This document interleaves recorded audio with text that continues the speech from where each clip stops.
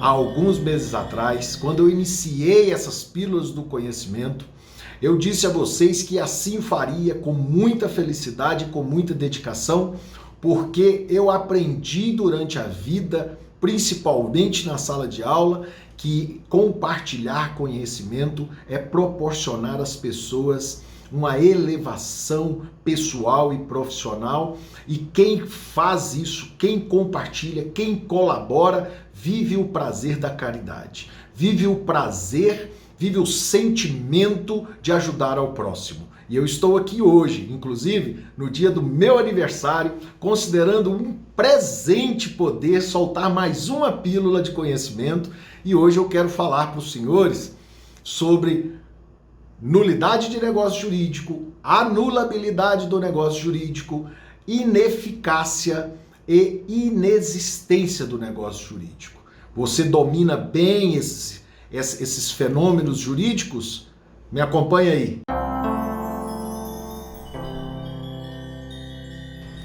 É lógico que numa só pílula de conhecimento eu não daria conta de falar sobre todos os casos de nulidade, todos os casos de anulabilidade e esmiuçar bem a fundo mesmo o plano de existência ou de ineficácia de um negócio jurídico. A minha pretensão aqui, portanto, é só de clarear alguns conceitos, até para que no dia a dia a gente não se depare a gente não acabe praticando com as situações que a gente acaba se deparando de utilização dessas terminologias de forma inadequada.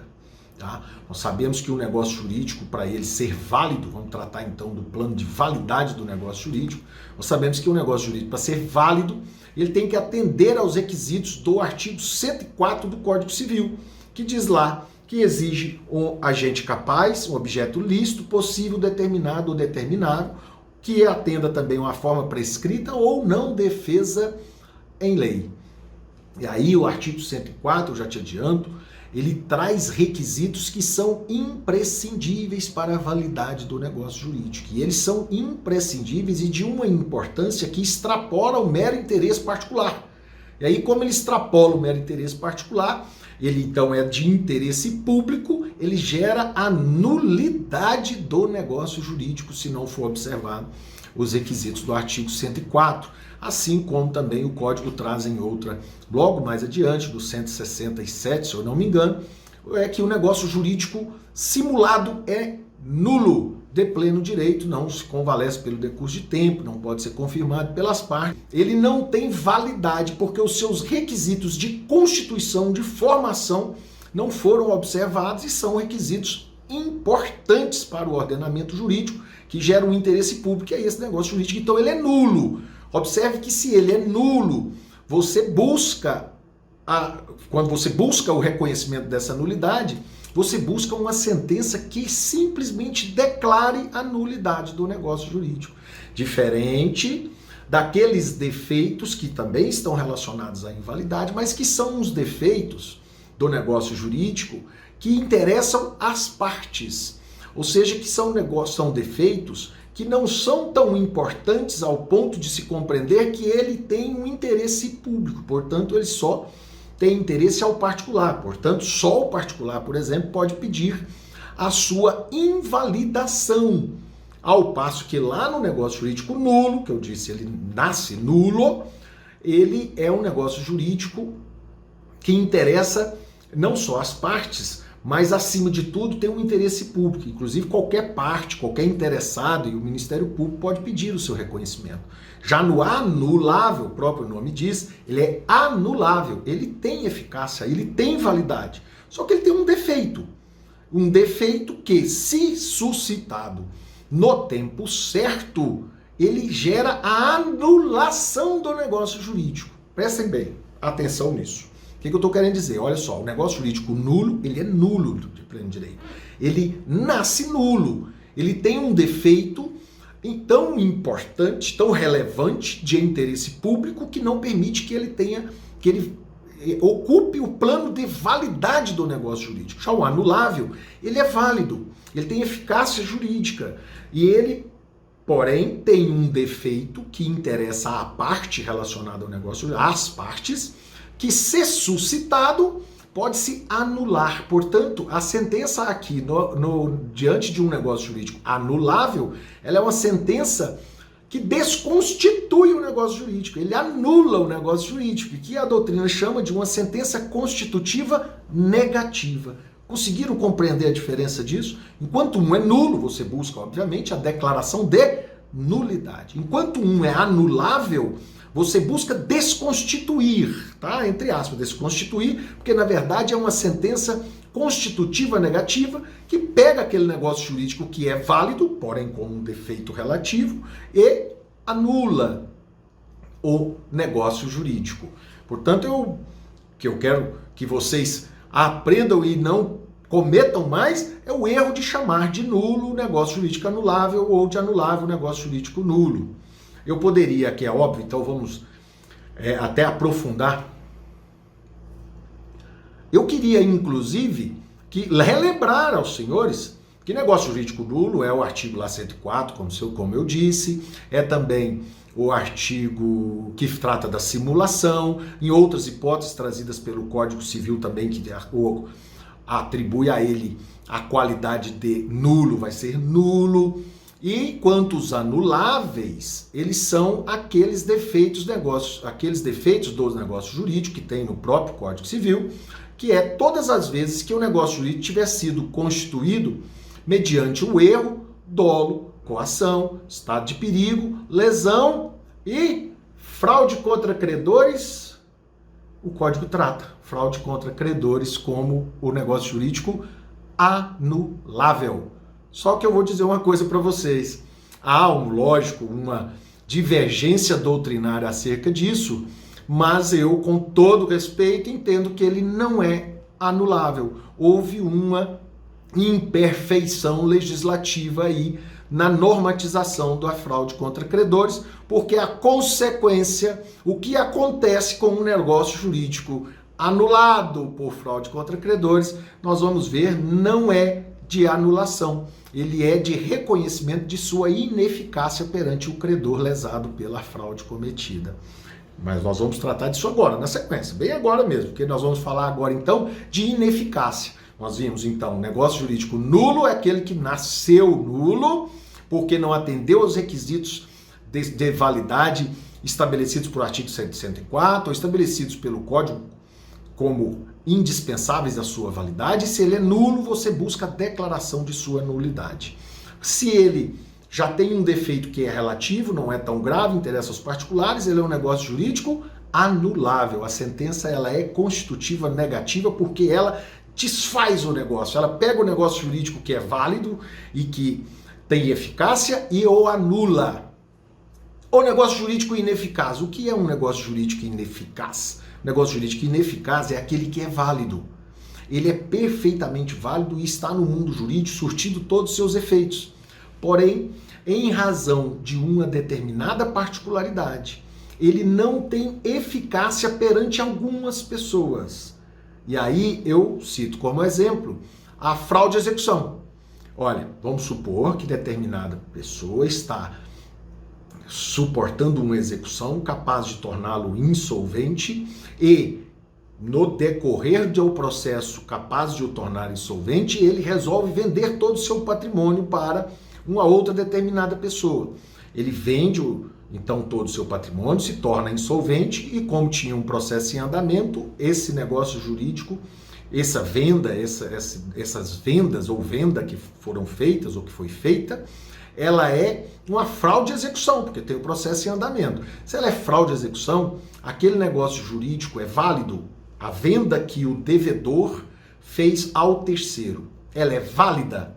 Ela é válida, só que ela não tem eficácia jurídica perante o credor. É como se ela não existisse para o credor, mas só para o credor. Para todo o restante do universo do mundo jurídico, aquele negócio jurídico é válido. Aliás, veja só, o interesse do credor é o único e exclusivo de receber. Se mesmo feito o negócio jurídico lá de venda, se esse devedor resolver vir e pagar, o negócio jurídico vai permanecer válido. Se o terceiro que adquiriu resolver vir negociar com o credor e pagar, o que vai acontecer com o negócio? Ele vai permanecer do mesmo jeito que ele está, ele é válido. A mesma coisa, por isso que eu fiz a ressalva do fraude contra credores, a mesma coisa acontece com o negócio jurídico anulado por fraude contra credores. Veja bem, então, eu tenho um devedor que dispôs de todo o seu patrimônio antes da existência de qualquer ação judicial, tornando-o insolvente e vendeu para um terceiro que sabia de toda essa situação de insolvência do crédito, da situação de insolvência que ele estava acabando se permanecendo. Ele estava, na verdade, entrando num estado de insolvência. Imaginemos, então, que um determinado devedor, antes da existência de uma ação, dispõe de todo o seu patrimônio a um terceiro que sabe e se tornando efetivamente insolvente.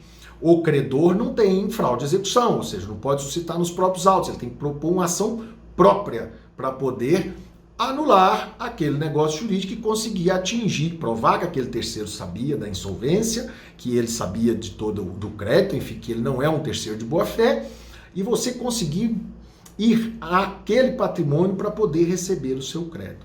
A ação pauliana, que é a chamada pauliana, ação fraude contra credores, foi julgada procedente, vamos supor. E aí, então, esse credor tem o direito de ir lá no patrimônio do terceiro para poder receber sua dívida. Eu pergunto para os senhores, beleza, foi julgado então, já transitou em julgado a decisão da fraude contra credores.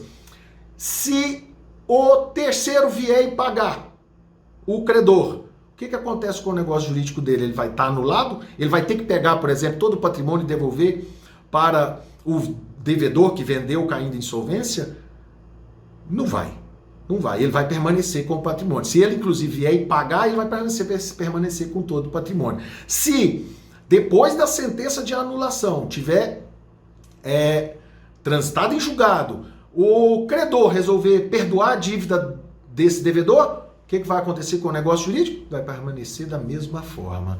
Se o devedor, efetivamente o devedor, mesmo diante do trânsito julgado, ele fica apertado com o terceiro, vem cá e paga, o que vai acontecer com o negócio jurídico que foi anulado? Ele vai permanecer da mesma forma. Então, muito embora esteja no capítulo do Código Civil falando que o negócio jurídico contaminado pelo vício de fraude contra credores seja anulável, não é, no plano prático, não é o que acontece com o negócio jurídico da venda em fraude contra credores. Não é o que acontece. O que acontece é um plano de ineficácia. E por que é um plano de ineficácia?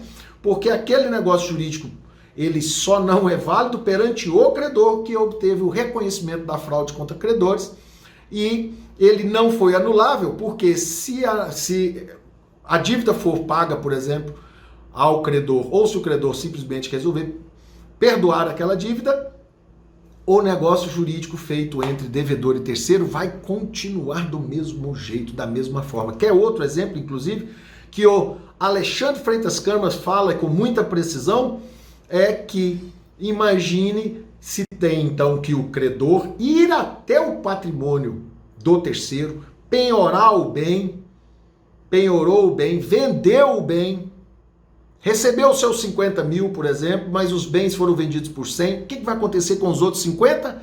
Vai para o devedor, que originariamente vendeu, porque foi anulado, então, em tese, o patrimônio voltou para ele. Se voltou para ele, o troco, o saldo lá do produto da venda tem que ser devolvido para quem? Para ele? Não. Vai se devolver para o terceiro. Por quê? Porque há na verdade, só uma ineficácia do negócio jurídico e não há uma anulação do negócio jurídico. Se houvesse anulação, o negócio jurídico teria que ser devolvido ao devedor e não permanecido lá com todas essas consequências que eu acabei de dizer.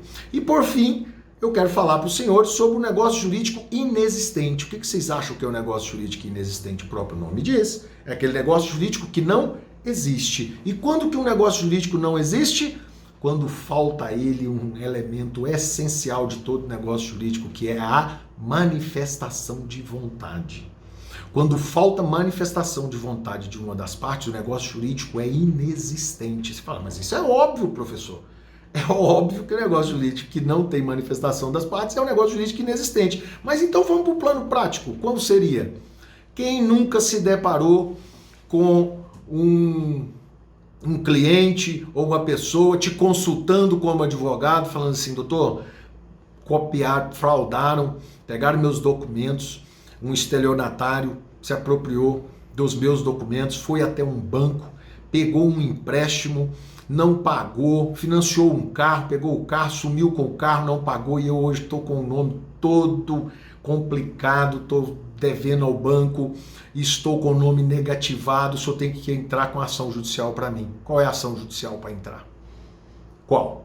Esse negócio jurídico que foi um estelionatário que fez em meu nome, como se eu tivesse ido lá e comprado o veículo e feito um financiamento, teve manifestação de vontade minha? Esse negócio jurídico, quem manifestou lá foi eu que tive os documentos utilizados nessa fraude? Não teve manifestação de vontade dessa pessoa. Então, se não teve manifestação de vontade dessa pessoa, esse contrato ele não é nulo. Basta você ir lá no artigo 104. O artigo 104 fala: validade do negócio jurídico requer agente capaz.